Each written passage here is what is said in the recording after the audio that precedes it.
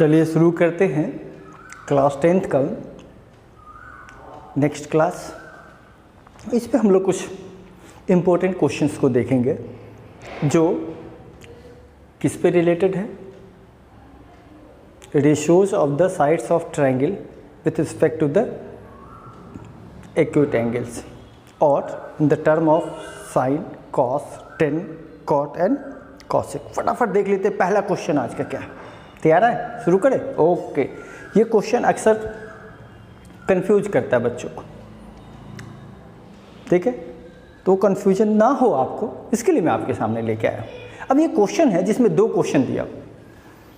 इस क्वेश्चन में दो अलग अलग राइट ट्रायंगल दिया हुआ है और उस राइट ट्रायंगल में एंगल बी और एंगल क्यू जो है वो एक्यूट एंगल है। क्या है? Acute angle. जब आप क्वेश्चन देखोगे तो वहाँ पर ये मेंशन नहीं है। अब ये जो अलग अलग ट्रायंगल का है ये मेंशन नहीं है, इस कारण से बच्चे कंफ्यूज हो जाते हैं। तो समझ लो अगर बी और क्यू बोला इट मीन्स ये अलग अलग ट्रायंगल का पार्ट है। एक ट्रायंगल ए बी सी जिसमें एंगल सी 90 डिग्री है और एक एंगल पी क्यू आर जिसमें एंगल आर 90 डिग्री है। ठीक है? अब सबसे कंसेप्ट जो देखना है वो हमको ये दिया हुआ है कि साइन बी किसके इक्वल है? साइन क्यू के। और हमको क्या प्रूफ करना है? Angle B is equal to angle Q. तो दो बात दिमाग में क्या रखना है, कंसेप्ट की बात अगर हम करें यहाँ पे, कंसेप्ट जो आपके ब्रेन में काम करेगा वो पहला काम क्या करना चाहिए, क्या यूज करने का, कि आपको कंसेप्ट यूज करना है sine B is equal to sine Q का।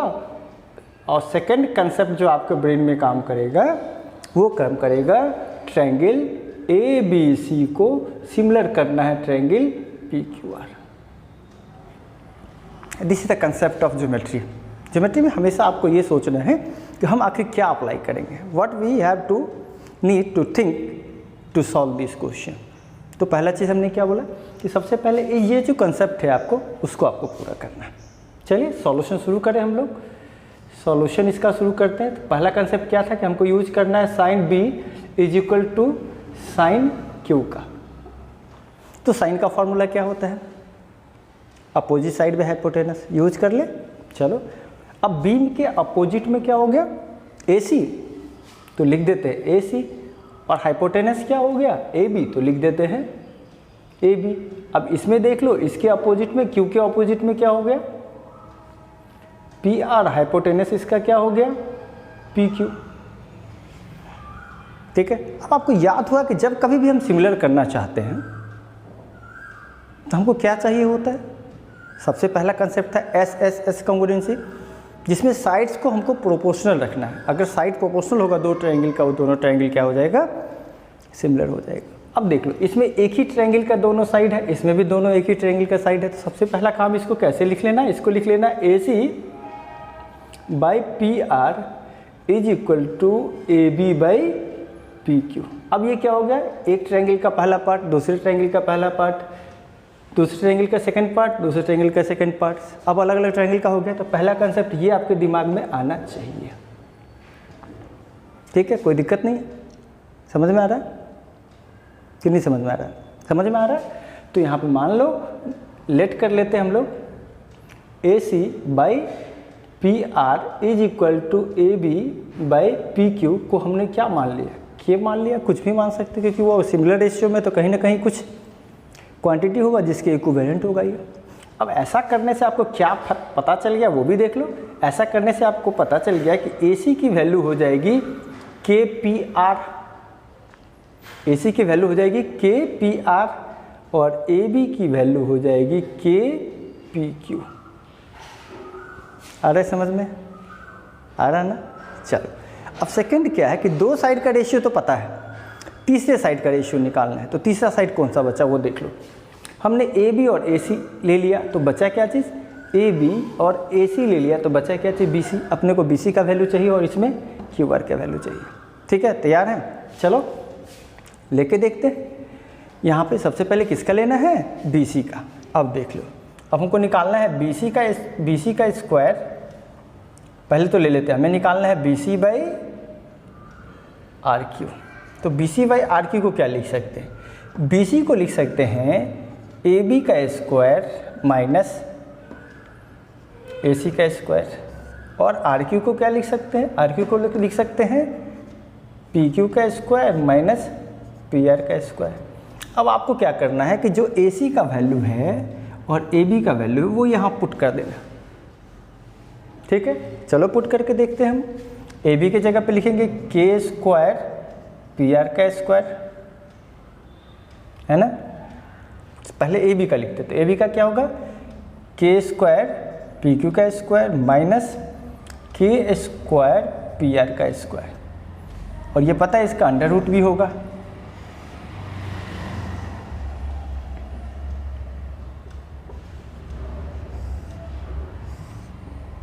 चलो अब इसको एज इट इज लिखना है।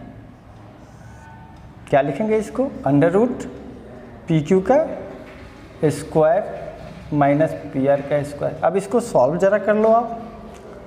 अब इस दोनों में से क्या कॉमन आ जाएगा, K, क्योंकि K स्क्वायर का रूट बाहर निकलेगा K, और अंदर में क्या बच गया, PQ का स्क्वायर माइनस PR का square by under root PQ का स्क्वायर माइनस PR का स्क्वायर। ये कैंसिल हो गया, इसकी वैल्यू भी हो गई K, क्या हो गई K। अब जरा इसको देख लो, this is the one and this is second expression we get, क्या आपने को मिल गया BC बाई RQ की वैल्यू हो गई किसके इक्वल, K के स्क्वायर। इसको मान लो सेकंड टर्म। अब आप देख लो, यहाँ पे जो साइड का रेशियो है वो भी K है, और यहाँ पे जो साइड का रेशियो वो भी क्या हो गया, K हो गया। इसका मतलब क्या हो गया, अगर यहाँ बात करें फ्रॉम 1 एंड 2, क्या हो गया, AC by PR is equal to AB by PQ is equal to BC by RQ। अब ये क्या हो गया, by S similarity triangle ABC similar हो गया ट्रायंगल PQR का। मैंने बताया था सेकंड कंसेप्ट पूरा हो गया। अब जहीं सिमिलर होगा तो इक्वी एंगुलर होगा, है ना। तो एंगल B किसके इक्वल हो गया, एंगल Q के। Similar triangular equi angular. समझ में आ गया क्वेश्चन। आगे क्वेश्चन बताएं, तैयार है। चलो फटाफट इसको पहले कॉपी में लिखो, मैं इधर हट जाता हूँ, आप स्क्रीनशॉट ले लो। चलिए अब नेक्स्ट क्वेश्चन देखते हैं। ये क्वेश्चन नंबर 2 आपके सामने। फर्स्ट तो आप समझ गए। क्वेश्चन नंबर 2 में देख लीजिए, दिया हुआ वैल्यू cos स्क्वायर 60 का यहाँ रखना है, cos 60 का रख के उसका स्क्वायर करना है, इसमें sec 30 का रख के उसका स्क्वायर करना है, यहाँ tan 45 का रख के उसका स्क्वायर करना है, sin 30 का रख के और cos 30 का रख के क्या करना है, स्क्वायर करना है। ठीक है, तो सिंपल क्या करना है, आपको एक टेबल बनाना है। इससे प्रीवियस वीडियो में हमने ट्रिक बता दिया था कि किस तरीके से आप एग्जाम में वो टेबल को फॉर्म करोगे, मेमोराइज करने की ज़रूरत नहीं है। तो यहाँ पे cos 60 का वैल्यू होता है 1/2, तो हमने 1/2 का स्क्वायर लिख दिया। sec 30 का वैल्यू होता है 2/√3, तो 2/√3 का स्क्वायर रख दिया। और tan 45 का वैल्यू होता है 1, तो 1 का स्क्वायर रख दिया। और इसको जब आप सिंप्लीफाई करेंगे तो आपका वैल्यू आ जाएगा 67/12। क्वेश्चन नंबर 2 क्या है, NCERT का क्वेश्चन है, एक्सरसाइज 8.2 का। अगर आपने लाइक और सब्सक्राइब नहीं किया तो वो भी कर लो, फ्री है। ठीक है ना। चलो अब इसमें दिया है कि sin 2a is equal to 2 sin a, और आपको एंगल A का वैल्यू पता करना है। अब इस टाइप के जो क्वेश्चन रहते हैं जिसमें देखो यहाँ पर A और यहाँ पर 2a है, इसका मतलब जो भी अगर A का वैल्यू 30 लेते हैं तो यहाँ पर 2a का वैल्यू क्या हो जाएगा 60। तो आपको ऐसी वैल्यू दिमाग में रखना था 0 से लेके 0, 30, 45, 60 और 90, इसके बीच में कोई वैल्यू रखना था। तो आप कौन कौन रख सकते हैं, सो देखो 0 रख सकते हो क्योंकि 0 का डबल 0 ही होगा, 30 रख सकते हो, 30 का वैल्यू 60 होगा, वहाँ तक आपका टेबल है। तो या तो 0 रखोगे या तो 30 रखोगे, क्योंकि अगर आप उसके पास 45 रखते हो, हाँ वो भी रख सकते हो क्योंकि 45 का डबल कितना होता है 90। तो आंसर 3 में ही होगा। कौन कौन, या तो 0 होगा या तो 30 होगा या तो 45 होगा। अब 60 नहीं होगा क्योंकि 120 का वैल्यू अभी आपको क्लास 10th में नहीं पढ़ना है, वो क्लास 11th में पढ़ना है। तो आंसर 3 में से ही कोई आ सकता है। कौन कौन आ सकता है, 0 आ सकता है, 30 आ सकता है, 45। ये 60 वाला तो ऑप्शन जो है उसको कैंसिल ही कर दो। आपके बुक में दिया ऑप्शन में कितना 4, लेकिन यहाँ पर 60 तो बिल्कुल नहीं होगा। अब यहाँ पे 0 हो सकता है, 30 हो सकता है, 45 हो सकता है। मैं 0 रख के देखता हूँ पहले। हमने यहाँ पर 0 रख दिया, साइन 0, और यहाँ पे 2 इंटू 0, 2 इंटू 0 का मतलब भी 0, तो साइन 0 का वैल्यू होता है 0, तो इधर भी 0 और 2 0 0, तो LHS बराबर RHS हो गया। इसलिए इसका करेक्ट आंसर क्या होगा, एंगल ए का जो वैल्यू आ जाएगा वो कितना डिग्री हो जाएगा, 0 डिग्री। बट वेरीफाई करके मैं बता दूँ, सेकंड को भी वेरीफाई कर दो। हमने 30 रख दिया, यहाँ साइन 30, यहाँ पर 30 रख दिया ए के बदले, तो यहाँ हो गया साइन 60, और साइन 60 का वैल्यू होता है √3/2, और साइन 30 का वैल्यू होता है 1/2। इसमें 1/2 रख दिया, उधर √3/2 रख दिया, सॉल्व किया तो पता चला कि आपका जो LHS आ गया वो कितना आ गया, LHS is not equal to RHS। इसका मतलब है कि ए का वैल्यू यहाँ पे, ए का वैल्यू जो आपने यहाँ क्या पुट किया था 30, वो वेरीफाइड नहीं करेगा। ए का वैल्यू आपने जो पुट किया था 0 डिग्री, इस कारण से जब ए बराबर 0 किया तो LHS बराबर RHS हो गया। ठीक है, एक और क्वेश्चन देख लेते हैं हम लोग। थर्ड क्वेश्चन थोड़ा अलग है, बहुत बार एंगल निकालने का, अभी तक तो वैल्यू निकालने का पता। अब देख लो ये क्वेश्चन जो दिया हुआ है, इसमें एंगल क्यू का वैल्यू 90 डिग्री है। क्या है, क्यू का वैल्यू 90 डिग्री है, और दो साइड दिया, PQ दिया हुआ है और PR दिया हुआ है, और हमको निकालना किसकी वैल्यू, इसकी वैल्यू निकालनी है। ये वाला एंगल का वैल्यू निकालना है और ये वाला एंगल का वैल्यू निकालना है। अब देख लो ये वाला वैल्यू निकालना है पहले P, तो अब P में क्या दिया हुआ है, इस P का ये हाइपोटेनस है और ये एडजेसेंट साइड है। तो जब हमको हाइपोटेनस और एडजेसेंट से, जल्दी कमेंट बॉक्स में लिखो एडजेसेंट साइड बाय हाइपोटेनस क्या होता है। Adjacent side by hypotenuse sine होता है सर, तो साइन P का वैल्यू हो जाएगा, गड़बड़ हो गया ना, साइन P नहीं, क्या कॉस P। कॉस का वैल्यू होता है एडजेसेंट साइड बाय हाइपोटेनस, तो कॉस P का वैल्यू होगा एडजेसेंट साइड बाय हाइपोटेनस। अब देख लो यहाँ पे एडजेसेंट साइड कितना हो गया 3/6, यानी इसकी वैल्यू हो गया 1/2। और आपको पता है कि साइन के कितने डिग्री का वैल्यू 1/2 होता है, जल्दी लिखो कमेंट बॉक्स में। लिख दिया, कॉस के 60 डिग्री का वैल्यू कितना होता है, कॉस के कितने डिग्री का वैल्यू 1/2 होता है, तो cos 60 degree is equal to 1/2। इसका मतलब क्या हो गया कि कॉस 60 डिग्री, इसको अगर मिला ले 1 और 2 से, तो कॉस 60 का वैल्यू हो जाएगा किसके, कॉस P का। तो एंगल P की वैल्यू कितनी हो गई 60 डिग्री, ये तो पता चल गया P कितना डिग्री हो गया 60 डिग्री। अब बताओ क्या दूसरा वैल्यू निकालोगे आप, नहीं निकालोगे, क्योंकि आपको पता है अगर P का वैल्यू निकल गया कितना 60 डिग्री, तो एंगल R की वैल्यू हो जाएगी 90 - 60 यानी कि 30 डिग्री। इसलिए मैंने ये क्वेश्चन बता दिया। ऐसा नहीं कि आप P निकाल लिया तो Q भी निकाल ले जाओ, नहीं निकालना भाई, P निकल गया बस खत्म, क्यों निकालने की जरूरत नहीं है। नेक्स्ट क्वेश्चन ला रहे हैं, फटाफट इसको लिखिए आप। अब नेक्स्ट क्वेश्चन देख लीजिए फटाफट, आपके सामने लेके आए क्वेश्चन नंबर 4। अक्सर एग्जाम में आता है 2 नंबर के क्वेश्चन पे, घबराने की बात नहीं है। अब देख लो यहाँ पे दिया है साइन A - B का वैल्यू दिया हुआ है 1/2, और A + B का भी वैल्यू दिया हुआ है कॉस के टर्म में कितना 1/2। अब यहाँ पे अपने को क्या सोचना है कि साइन के कितने डिग्री का वैल्यू 1/2 होता है, कॉस के कितने डिग्री का वैल्यू 1/2 होता है। अगर आपको पता है तो फटाफट कमेंट बॉक्स में लिखो साइन के कितने डिग्री का वैल्यू 1/2 होता है, कॉस के कितने डिग्री का वैल्यू 1/2 होता है। ठीक है, चलो फटाफट लिखो, जब मैं आपको लिख के बताता हूँ। अब यहाँ पे देख लो 1/2 जो होता है वैल्यू, वो होता है आपको साइन कितने डिग्री का, साइन 30 डिग्री का वैल्यू हो जाता है 1/2। तो A - B का वैल्यू कितना आ गया, A - B का वैल्यू हो गया 30 डिग्री। ठीक है, तो A का वैल्यू हो जाएगा 30 + B, एक रिलेशन पता चल गया। अब सेकंड से बात करो यहाँ पे, अब जल्दी से बताना कॉस के कितने डिग्री का वैल्यू 1/2 होता है। एक मैं ट्रिक बताऊँ, अगर साइन का 30 है तो 30 में कितना जोड़ोगे तो 90 होगा, 60 होगा ना, तो कॉस की वैल्यू होगी, किसकी वैल्यू होगी, कॉस की। तो चलो साइन का 30 हुआ तो कॉस का कितना हो जाएगा, 30 में कितना जोड़ेगा तो 90 होगा, 60। तो ये हो जाएगा cos A + B is equal to cos कितना डिग्री 60 डिग्री। अब यहाँ पे बात करें तो A + B की वैल्यू कितनी हो गई 60 डिग्री। अब यहाँ से ए का वैल्यू पुट कर दो, 30 प्लस बी पुट कर देते हैं हम ए की जगह पे, 30 plus B is equal to 60। अब देख लो यहाँ पे तो b का वैल्यू कितना हो जाएगा, 60 माइनस 30, तो b की वैल्यू निकल गई 30 डिग्री। b का वैल्यू कितना निकल गया, 30 डिग्री।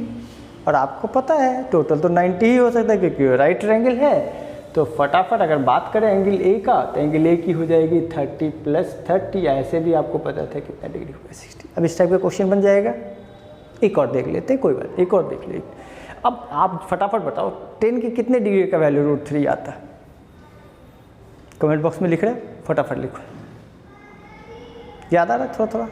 हाँ सही है सही है सही है। 10 के कितने डिग्री का, 10a प्लस बी को यहाँ पर लिख सकते हैं 10 कितना डिग्री, 60 डिग्री, क्योंकि 10 60 का वैल्यू होता है √3। अब चलो तो यहाँ पे a प्लस बी की वैल्यू कितनी आ जाएगी, a प्लस बी की वैल्यू हो जाएगी 60, तो यहाँ पे एंगल a का वैल्यू आ जाएगा 60 अब प्लस b। अब मैंने बताया कि अगर एक में 60 हुआ तो 60 में कितना जोड़ेंगे तो 90 हो गया था कितना। अब देखो यहाँ पे 1/√3 लाना है, कितना लाना है, 1/√3। चलो देख लेते हैं। तो ये होता है 10a minus B is equal to हो जाएगा कितना डिग्री,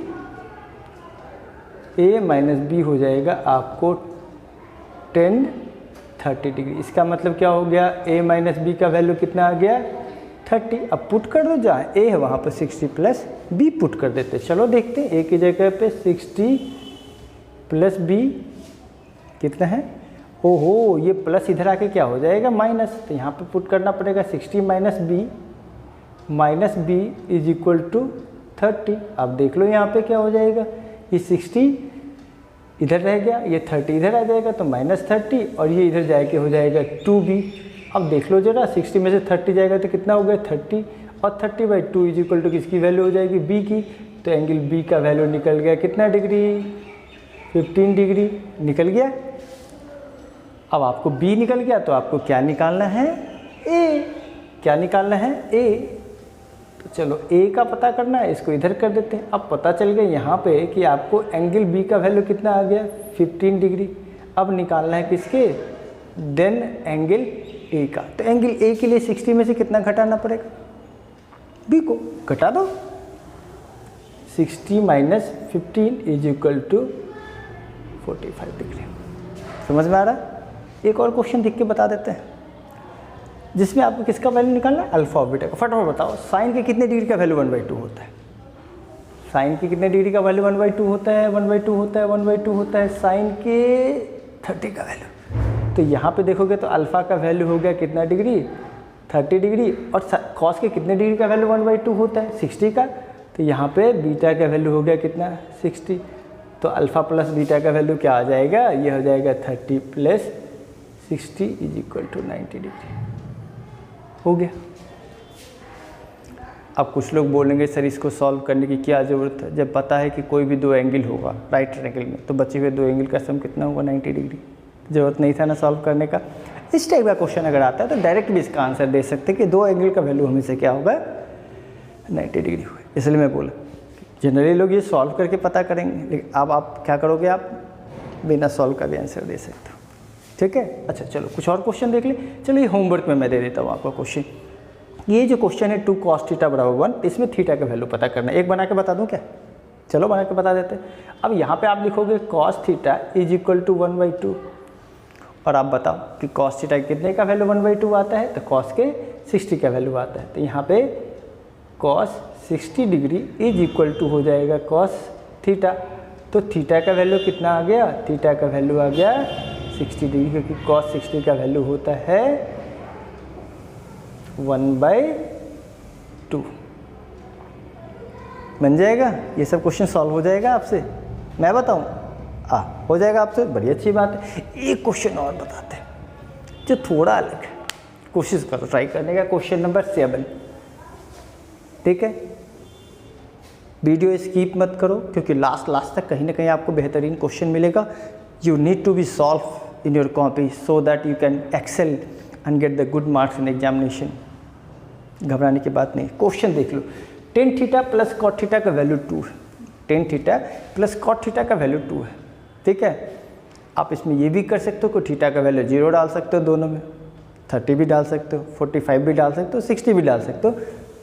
ओरली आप सॉल्व कर सकते हो अगर फार्मूला याद है, अगर वैल्यू याद है 30, 60, 90, 45 का किसके टर्म में, टेन और कॉट के टर्म में, तो ये क्वेश्चन डायरेक्ट भी आप बना सकते हो। और अगर डायरेक्ट नहीं बनाते तो कैसे करोगे, ये मल्टीपल चॉइस क्वेश्चन में आएगा, मैंने सॉल्व करके बताया। अब देखो यहाँ पे tan theta plus cot theta का वैल्यू 2 था, हमको निकालना था 10⁻7 थीटा और cot⁻7 थीटा। अब देख तो tan theta plus cot theta बराबर 2, और आपको पता है कि कॉट थीटा जो होता है रेसिप्रोकल होता है किसका, 10 का, तो हमने इसको लिख दिया 1/10। इसको सॉल्व किया तो 10² प्लस 1/10 थीटा, हमने क्रॉस मल्टीप्लिकेशन करके इक्वेशन बना लिया, तो ये हो गया 10² थीटा माइनस 2 10 थीटा प्लस 1। और ये पता है a² minus 2ab plus b², a² minus 2ab plus b² का फॉर्मूला किसका याद है, चलो बता देते हैं, a² minus 2ab plus b², ये फॉर्मूला था किसका, ये फॉर्मूला था a माइनस b का होल स्क्वायर। तो यहाँ पर हमने लिखा 10 थीटा माइनस 1 का होल स्क्वायर, ठीक है। अगर 10 थीटा माइनस 1 का होल स्क्वायर बराबर 0, तो 10 थीटा का वैल्यू माइनस इधर जाके उधर प्लस हो जाएगा, तो पता चल गया। अब बताओ 10 के कितने डिग्री का वैल्यू 1 होता है, जल्दी कमेंट बॉक्स में लिखो, लिख रहे हो 45 का वैल्यू 1 होता है, तो थीटा का वैल्यू कितना पता चल गया 45। अब यहाँ पे हमने लिख दिया थीटा की जगह 45, तो 10 45 पर पावर 7 एंड कॉट 45 पे पावर 7, और 10 45 का भी वैल्यू 1 और कॉट 45 का भी वैल्यू 1, तो 1⁻7 plus 1⁻7 is equal to 1 + 1 that is equal to 2। ठीक है, आज इतना ही रहने दें। डेली आपको 5-6 क्वेश्चंस पढ़ने हैं, वीडियो उतने ही देखना है जिसमें आपको समझ में आ जाए। Thank you for watching. Subscribe नहीं किया तो कर लेना, फ्री है, दूसरे बच्चे को भी बताना है। पढ़ाई रुकनी नहीं चाहिए, थोड़ा थोड़ा पढ़ो, 20 मिनट 25 मिनट पढ़ना है, फिर दूसरे सब्जेक्ट को पढ़ाई करना है। Thank you for watching.